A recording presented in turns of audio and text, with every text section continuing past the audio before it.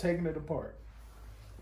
Taking this off was a pain in the neck. I see why they sell that too to help take it off, man. Cause like doing it by hand, it was horrible. As you see, we had to bring out the butter knife to help split it apart. Luckily, it's not like I thought it was glued on at first, but luckily it wasn't. Who,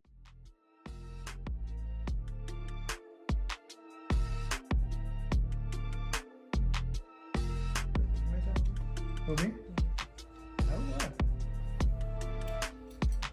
I was until you finally turned Bob Burgers on. Let it roll.